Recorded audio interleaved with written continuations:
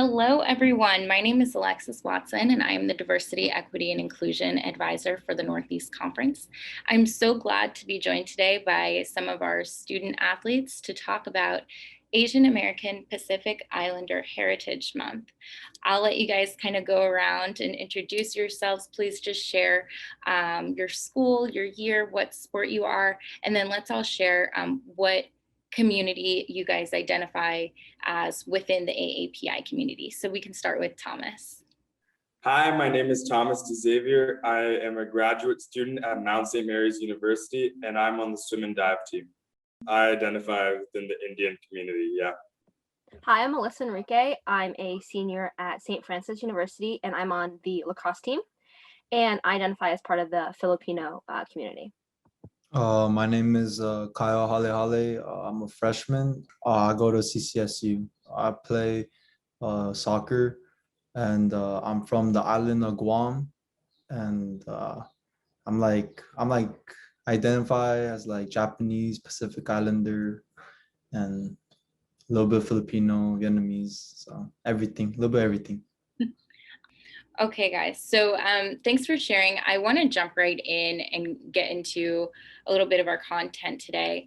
I think one thing that's really important to talk about is a lot of times people who aren't familiar with the AAPI community might not realize how many different cultures and traditions, different backgrounds, and even countries that are covered in the AAPI community. So I wanted to just hear some things from you. I know we have a pretty diverse group on. What are some things that you want people to know about your culture? And then we can talk a little bit more about some different traditions and things that you have. I think I'll start. So one of the things that I don't think a lot of people recognize, like in terms of the Indian community, is that it's really diverse, right? And it's very hard to just group us into one sect, because within India alone, we're very religiously diverse. So for example, I'm Catholic, but there's religions like Catholicism, Buddhism, Hinduism, Islam, like a bunch within like various areas of our community. So I think that's a thing. And plus it shows like without all the various festivals and kind of stuff like that we celebrate within the Indian culture, it's more diverse than what is given to it, if that makes sense. Yeah, absolutely. And thanks for starting us off. I know when you and I spoke individually, we kind of had this really great conversation around a lot of people sometimes leaving out Indian people out of the AAPI conversation. So I'm really excited to hear, some more of your perspective. Kyle, Elyssa, who wants to go next? Like one thing that I was just like talking to like my dad and like even my grandparents about like, our Filipino culture is that like we just love the like very family oriented, and like whenever we have a gathering, no matter like the holiday or even it's just like a random Saturday like in the month, like my cousins are there, my aunts and uncles are there, like it's always a big deal, and there's always food, like more food than like probably you could ever imagine. Like there's always food, and like you get there no matter what time you show up, it's like if it's like midnight or it's like 1 a.m, like my grandma's there with food, like it was always like a welcome with food. So it's just like I have just like memories of us like always just like being together, like celebrating, like being together, like being a family, like around our like specific like foods and stuff like that. Thanks for sharing, Elyssa. And Kyle, I know when you and I talked one-on-one too, food definitely came up as well. You mentioned in Guam, everyone's kind of willing to take care of each other and share in that. I'll let you talk more about that. Yeah, so like where I'm from, it's really small, and like Guam's a really small island. The population's pretty small, so like, it's really like Elyssa said, it's really family oriented, and like, anyone's always if you need help, your friends, family, their moms, they'll take care of you. Like if I needed a place to stay, like, they'll let me sleep and they'll feed me, and everyone's always willing, and they always love to help each other out. And one easy way to show that is through food, and you always eat and you're never hungry. Like everyone's always happy. So I love that. I love hearing the food conversation because I feel like that's something that's really specific to the AAPI community in general. I mean, obviously, like other cultures have their food and things like that as well. But just in the conversations I've had around different cultural heritage months, food came up every single interview that we did. So can you guys talk to me a little bit more about that? I know, Elyssa, you shared with me a story about you and your grandmother cooking together. Can we just talk about that a little bit more? Because it does sound like it's really important to you guys. Sure. I mean, like Kyle said, like food is a really big part. Like food is definitely a really heavy part within Indian culture. Like I can remember Christmas times and like my mom makes like this dish. It's like, so I'm from Western India in this place called Goa. And one of the dishes that it's known for, it's like this Goa sausage. So it's basically like charit. It's basically like Goa, like traditional sausage, and it's like a bunch of Indian spices, and it's like a little bit of like Goan alcohol mixed in, and like it tastes really, really good. And then another thing we do on the holidays is something called it's basically kalkal. So it's like these Goan cookies, like the Goan style. They're really, really good. It has like a sweet taste to it. It's amazing. And they're just really like, it's the way that they do it. So it's like hand rolled, and the flour that they use is a little bit different from what we would do like with sugar cookies and stuff like that. But yeah, the food, I think, in terms of like family, like Elyssa said, whether it's like on a Saturday or just like a big holiday, the food really brings us together as well. No, I just like have like memories of like when I was younger where like my grandma and like my aunts, like my mom would like they'd sit around the table and they have like the bowl of like the like we have like egg rolls, they're called lumpia, and like they'd have the lumpia filling in the middle, and then they each have their own stack of like egg roll wrappers, and they all have their own egg wash, and like they're rolling it, and it's like a rite of passage if you can like get the lumpia like super tight and like thin. And then like when my grandma's frying it, like the minute she like scoops it out of the fryer, like my cousins I swarm, and we're like grabbing it with our fingers, like burning our fingertips, and like they're gone before like she's even like done with like I don't know, one scoop. But yeah, it's just like whenever we like are together, it's always like around food, and it's just like I just don't like I always picture my grandma in the kitchen cooking. Like she just loves it, and you know, we all love eating it. So it works out for all of us. Oh, I love that. Kyle, I noticed you were like shaking your head, feeling the recipe that Elyssa shared. Lumpia is always at the fiestas back home. You all the time.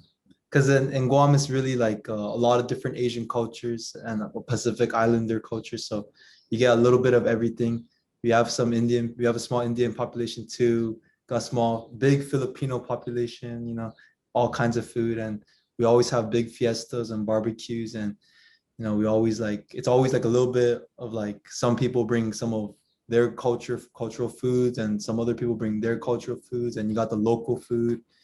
And it's just like, you know, so good. I just love it. It's always fun to eat. You know, all your friends and families come around, talk, share stories. Just always a good time. Yeah. I love hearing the similarities and the differences between, you know, your guys' cultures that you're talking about.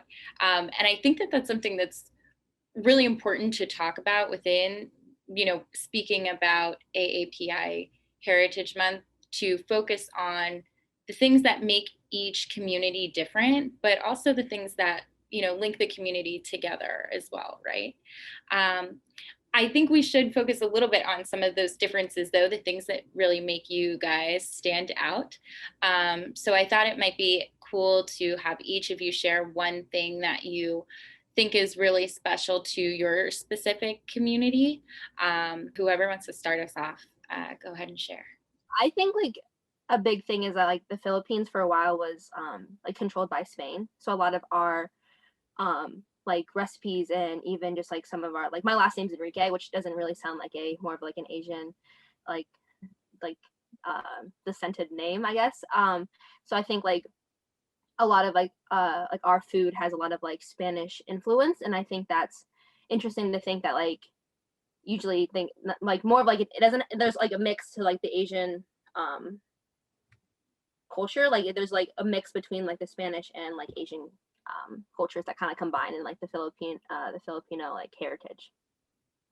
That's really interesting. Yeah. Kyle, I know you and Elyssa might have some overlap, because I know you mentioned that there's a large Filipino population in Guam. but anything that you wanted to share that kind of separates Guam from like the other AAPI countries? I got like maybe some cultures do it, but like something that was like at least different from what I do from home and here in the US was like greeting like people and like elders too, especially like back home when you greet like your auntie or like someone your age maybe or someone your age you like if it's a someone in the opposite sex like a lady you give a kiss in the cheek, you go, and then if it's like an elderly lady like your grandma or something, you hold their hand and say something, and then you bow your head, and then they say like bless you, and then it's just like different greetings, which was like a little different for me because sometimes I'd greet someone how I greet someone back home, and they just look at me weirdly, like they look at me like, why am I trying to kiss you? But I'm not like trying to kiss you, I'm just trying to say hi or something. And sometimes that gets awkward, but yeah, sometimes greetings are, I guess they're different in each culture. Yeah, that's actually a really interesting point. Can you talk more about the significance of like getting a blessing from your elders? Because that is something that we definitely don't do here in the US, but that sounds like such a beautiful tradition.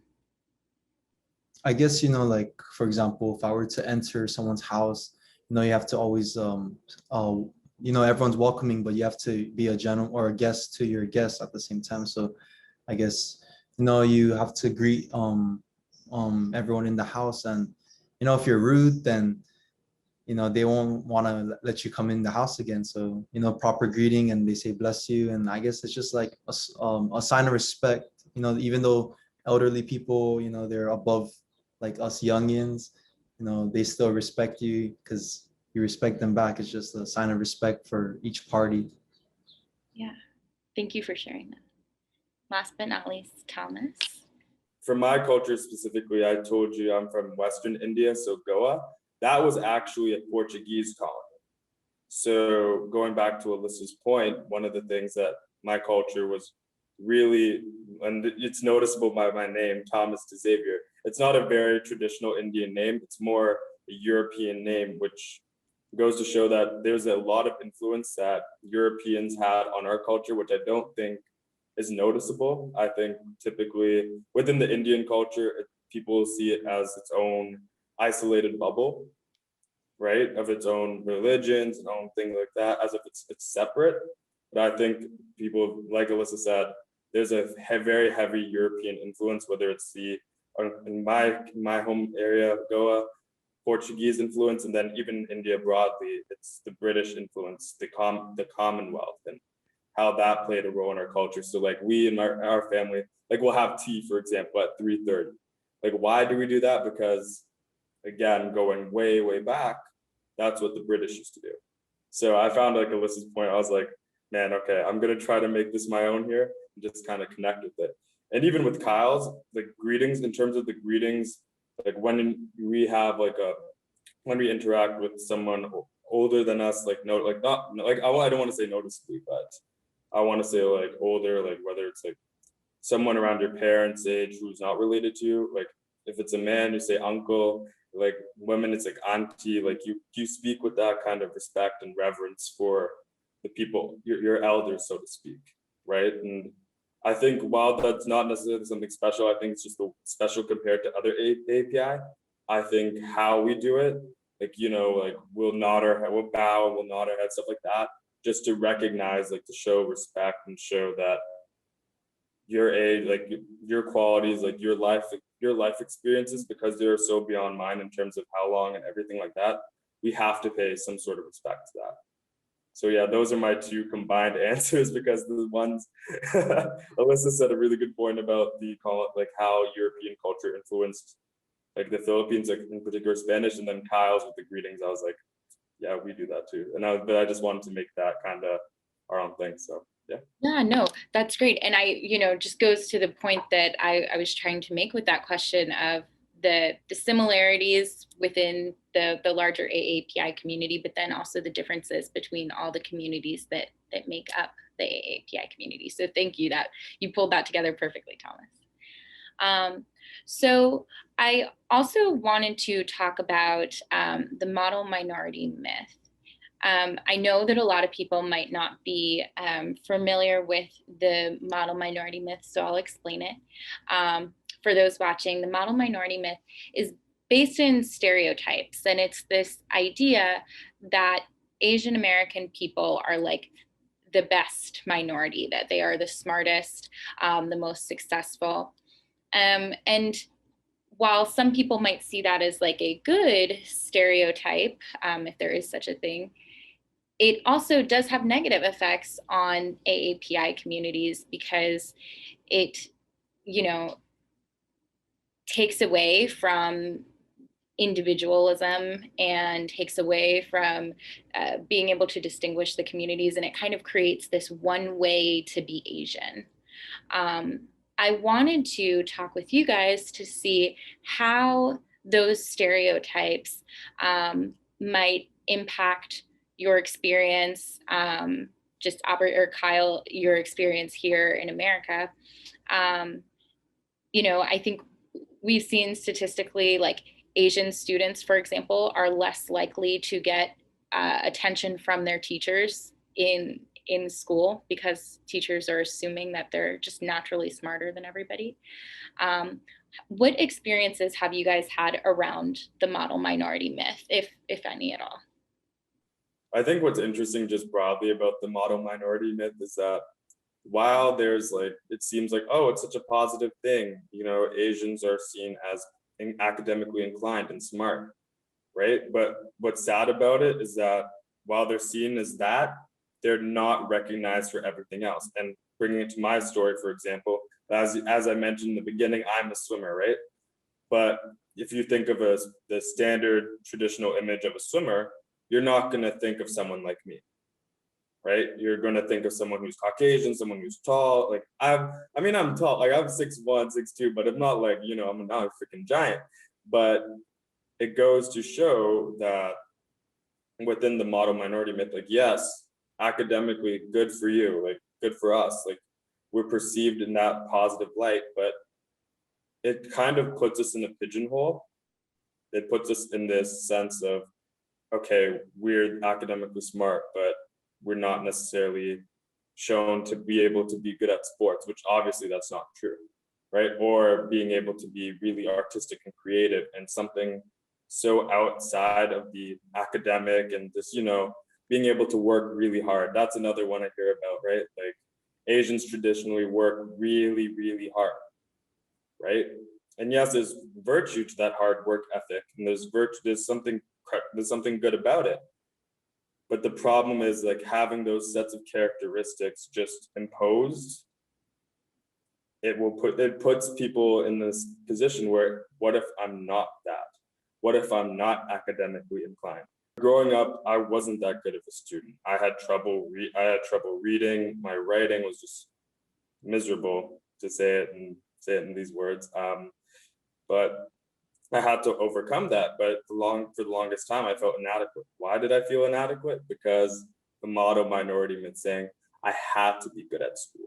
Why? Because I'm Indian. Oh, I had to be good at math, even though I was terrible at geometry. My goodness, I was terrible at geometry, right? It goes back to that point where if you're not that, according to the model minority myth, then you are not a model minority. You are just a minority, right? You are just an outsider from what's already an outside group. And that's where I want to finish with that, because at the end of the day, it's a weird, annoying thing, because on one hand, it's yes, Asians, we're academically inclined, we're incredible. But if we fall short of that, or if we feel we fall short of that, then it's just damaging, as you said, Alexis, to the individual. But it's also more so damaging on a wider scheme, because it fails for other people to just push themselves in other directions that they might be good at. that they might be really talented in sports, that they might be really talented in arts, they might be really talented in anything other than academics per se, which academics is important. But I believe that with that model minority myth, I think it does a terrible injustice to those who are talented in so many other facets in life. No, I agree with like everything that Thomas just said. Like, I think there's like such a focus and like a big pressure to like get your academics are in order. And like, I remember like my grandpa, I was like middle school, maybe younger than that, and he sat down. He's like, "All right," he goes, "Are you gonna go to med school or gonna be an engineer?" And it was like those were the two things that he was like, "These are like good paths for you to take," and like it was a big focus. And then after that, I was like, he always called me, "You're gonna be a future Dr. Enrique," and there's always like a big like push to like go into those two professions. And like Thomas said, like if you are like talented in other things, it kind of like it's like a weird like pushback between like doing like what you love to do and like kind of like what you're expected to do. And my sister was going to go to school to be a pharmacist, and like I think a month before she like made her final decision, she was like, "I just love music so much more than I love anything else." And she is like so incredibly gifted with like instruments, and like she could pick up anything and like she could play it like within like a week. And she had this like internal struggle of like continuing that path to become like a pharmacist because she was super good at math, or if she wanted to like break that and like go to school to be like a music teacher. And she ended up like after like thinking about it over like I think it took her a while, but she finally decided that she was going to go and pursue a career in music. And that was like a crazy thing that like because for the most part like I mean even me, I'm in a health science like directed path, and like that's just kind of like I don't know, I was like I feel like that's what was expected kind of. I mean it worked out that I was like that's where I feel like I was like I fit best in the world, but like I'm glad that she was able to like break that stereotype and like go where she like felt that she was like called to. Because I think she like if she would have stick to her original plan, she would have been really unhappy with herself. And I think like her like pursuing her like career in music is just amazing. So like I guess I've been living on the island of Guam for like my whole life till like this year. And I guess I didn't really face that much discrimination growing up just because, you know, back where I'm from, there's a lot of people that are like me, and a lot of people, a lot of different other Asian people, a lot of different other like islanders, Micronesians and Pacific Islanders. So like, but I guess like in the 1 year that I've been in the US, it's been like a little bit different, you know, like some cultural changes. And I guess like what everyone said, you know, people just expect something from you just because we look a certain way, you know, like you get asked some awkward questions sometimes, like what race are you, or like do you speak a certain language. I'm just like, you know, why are you asking me these? No, I'm just confused. But you know, I just deal with it. And people do expect like you to be good at like math or like school in general. Like personally, like what Thomas said, I've always struggled in like English, like phonics and like that. I've always struggled in like writing. And like it's just I guess like little things that they do add up. But personally I just try not to take it like to the heart, you know. And I just guess I just think of the positives, you know, like I'm lucky that I'm here, and you know, that's kind of stuff. So I've just been pretty lucky with my life situation, I guess, compared to other people. Yeah. Thank you, Kyle. And I do want to add on to something you just said. Little things like that add up. And that's so important. That's why it's so important for people to learn about stereotyping and microaggressions, because comments like that might seem small or very insignificant to the person who's making them.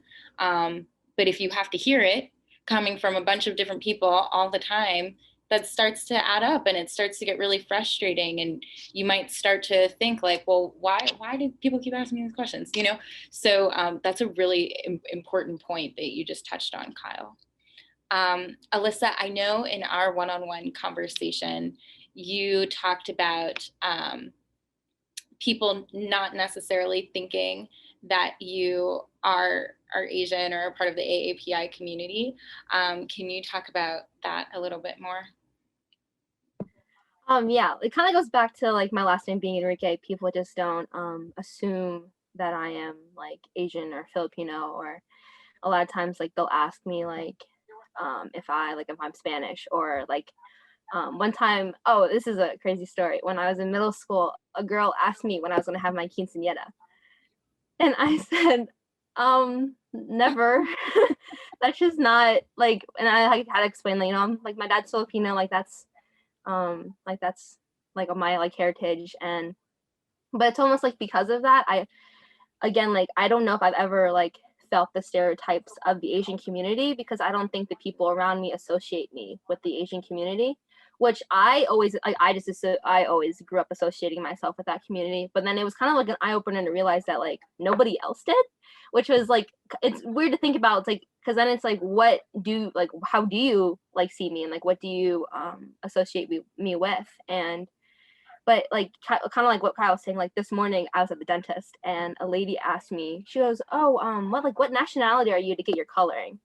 And it was just kind of like, they like lead with questions like that, and just like so crazy to think that that's just like, normal conversation at like the dentist office is like leading with that. But yeah, it's an interesting thing to realize that like your nationality isn't always like seen by everyone else, and like maybe like working towards like making it more of a front in like in my life or something like that. But yeah. Back home, like Guam is we were discovered by the Spanish too. So like a lot of people like Elyssa, like they have like Spanish last names. So like it's kind of funny to me how she says that, because a lot of people when they go to the US, they're like they're always asked, like they're always like spoken Spanish too, and everyone thinks like people from Guam are like Latina or like Latino, even though like we're our own like different like thing. But I don't know, I just think that's pretty funny, like how that's relatable. Yeah. Yeah. Do people usually try to speak Spanish to you, Elyssa? Have you ever had that? Yeah, it's like in Spanish class, like my teacher will like speak to me and I'm like, I'm learning with everybody else. I do not know what's going on.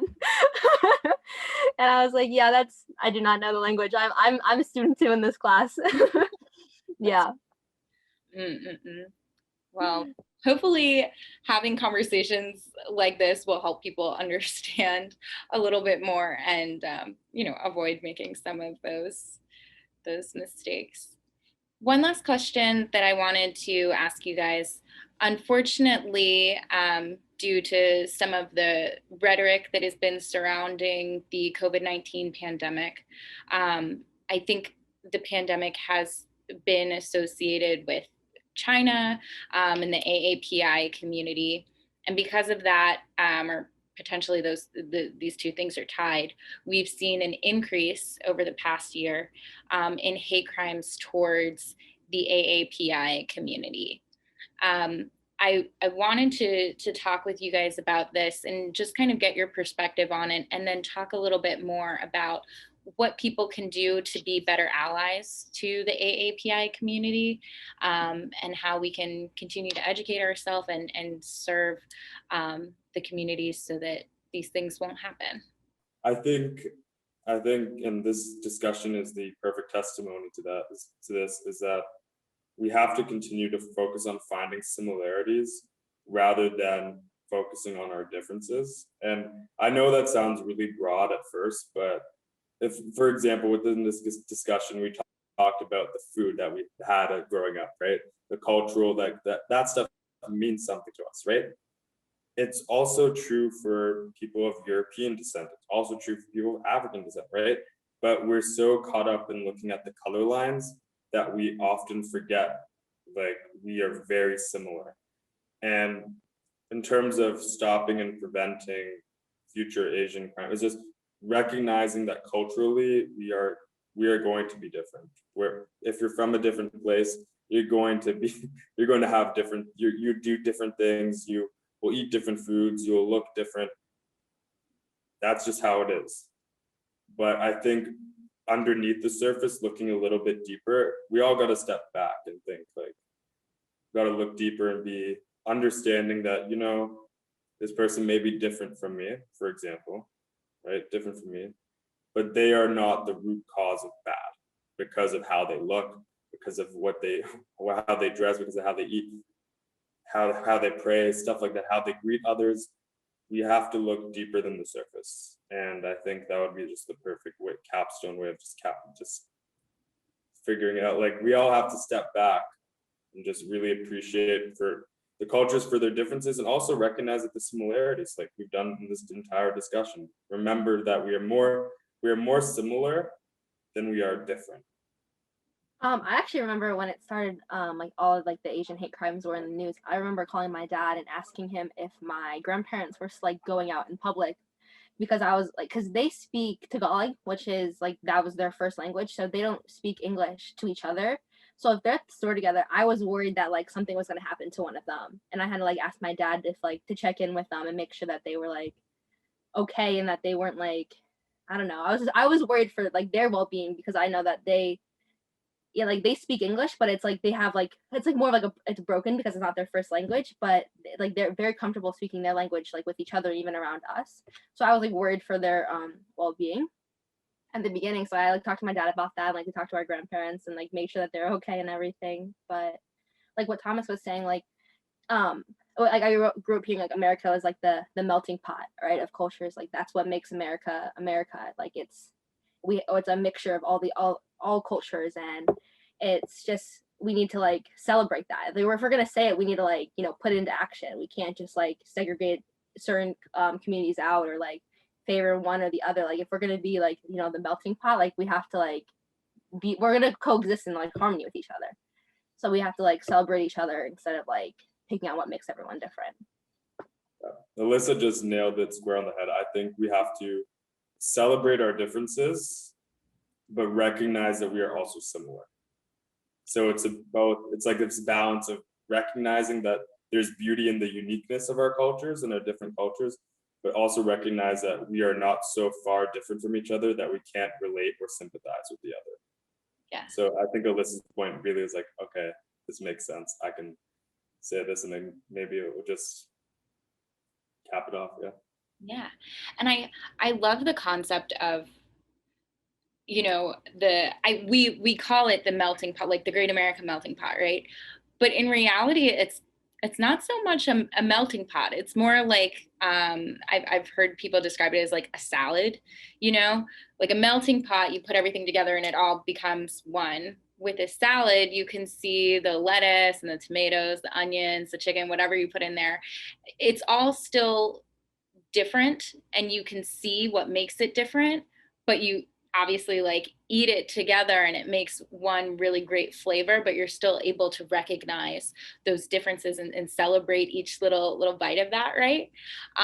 So, and I think, Elyssa, that's exactly what you just said. Like, yes, like America is a bunch of different cultures. We should come together, try to understand those different cultures and celebrate them, not be afraid or hateful towards things that aren't like us, right? Kyle, anything to add on to that? Like Alyssa said, like when all this hate crime starts happening, like I was in the US, and all my family, like I don't have any family members here, but all my family, they're back home. And my mom sent me a text. She's like, "Is everything okay? Has anything happened to you?" Like, and I was lucky. You know, I'm lucky to not be a victim of any of it. But like they were worried, you know, because things were happening here. And then like personally, like what you said and what everyone else has said, like I guess it's just being open-minded and just like listening, and you know, being willing, like you know, being able to listen to other people and their experiences. Like everyone's different, because like me coming here, you know, I have to be open-minded from the American culture. Like everyone, you know, I've never experienced this, and like I'm open-minded to experience what everyone's telling me, what I'm experiencing. So it's not that hard to, you know, listen to what everyone else is saying to you, or like everyone else's culture. You know, if I could do it, you could do it. Anyone could do it, you know. So it sounds like the best way to be an ally to the AAPI community is to be open-minded, to listen to you guys' experiences, to try to learn about the different cultures that make up the AAPI community. And then of course, you know, speak out when we see or hear of those injustices happening, right? Well, I want to thank all of you so much for joining us. For those watching, please stay tuned to the NEC social media channels. We will be posting more AAPI Heritage Month content throughout the remainder of the month and in the many months to come. So thank you guys for your time. Thomas, Elyssa, Kyle, this was great. Thank you. Bye, everybody.